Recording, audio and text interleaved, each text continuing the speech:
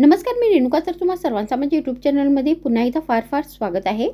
तर आजच्या व्हिडिओमध्ये मी तुमच्यासाठी पुन्हा एकदा फारच रुचकर अशी नाश्त्याची रेसिपी घेऊन आलेली आहे, जी तुम्ही नाश्त्याला जेवणाच्या वेळी कधीही झटपट बनवून खाऊ शकता.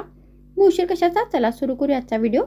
मग ही रेसिपी बनवण्यासाठी सर्वात आधी आपल्याला या रेसिपीसाठी एक फोडणी बनवायची आहे. तर त्याच्यासाठी आपल्याला गॅसवर एक भांडे ठेवायचे आहे आणि यामध्ये 1 चमचा तेल घालायचं आहे.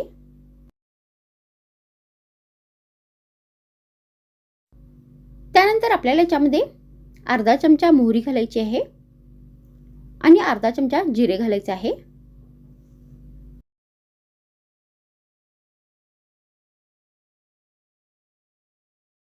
त्यानंतर ही मोहरी व्यवस्थित तडतडल्यानंतर आपल्याला याच्यामध्ये एक बारीक चिरलेला कांदा घालायचा आहे आणि हा कांदा तेलामध्ये व्यवस्थित फ्राय करून घ्यायचा आहे.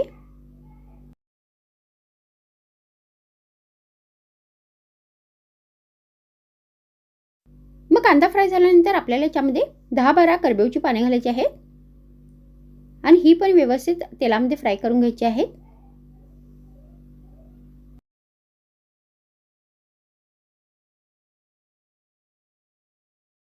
मग आपल्याला याच्यामध्ये चवीनुसार बारीक चिरलेली हिरवी मिरची घालायची आहे आणि ही मिरची पण व्यवस्थित तेलात परतून घ्यायची आहे.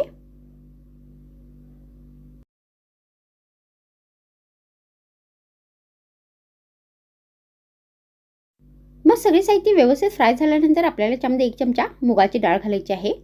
तर तुम्ही ती तूर डाळीचा पण वापर करू शकता. तर ही डाळ पण आता व्यवस्थित आपल्याला या सर्व साहित्यामध्ये परतून घ्यायची आहे.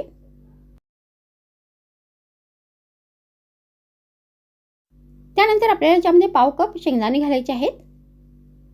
तर मी ते शेंगदाण्याची साले नाही काढलेले आहेत, तर तुम्ही हे शेंगदाणे साले काढून पण वापरू शकता आणि तुम्ही याच्यामध्ये शेंगदाण्याच्या जागी काजू आणि मनुका पण घालू शकता. तर परत हे सगळे साहित्य आपल्याला व्यवस्थित मिक्स करायचे आहे. तर आता इथे हे सगळे साहित्य व्यवस्थित मिक्स झालेले आहेत आणि ही फोडणी बनवून तयार झालेली आहे. मग आपल्याला एक बाउल घ्यायचा आहे आणि यामध्ये 2 कप शिजवलेला भात घालायचा आहे. तर तुम्ही येथे जो उरलेला घरी भात असतो त्याचा पण वापर करू शकता.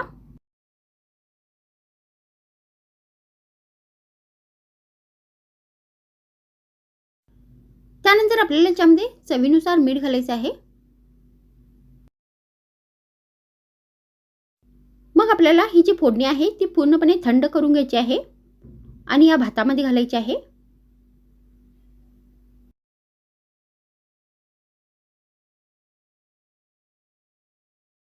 आणि शेवटी आपल्याला याच्यामध्ये अर्धा कप बारीक चिरलेली कोथिंबीर घालायची आहे.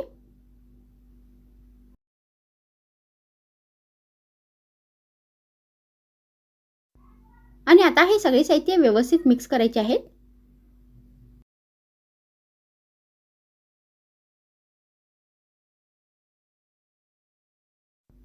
मग सगळे साहित्य व्यवस्थित मिक्स झाल्यानंतर आपल्याला याच्यामध्ये शेवटी पाव कप दही घालायचं आहे.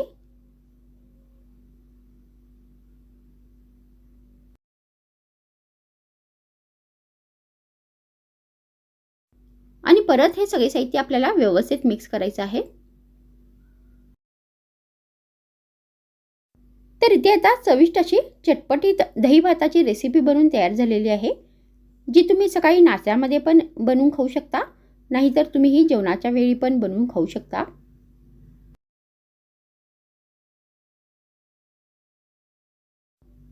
तर मग आजच्या व्हिडिओमध्ये इतकेच. पुन्हा भेटूया आणखीन एक नवीन व्हिडिओमध्ये. तर मग थँक्स फ्रेंड्स वॉचिंग माय व्हिडिओ.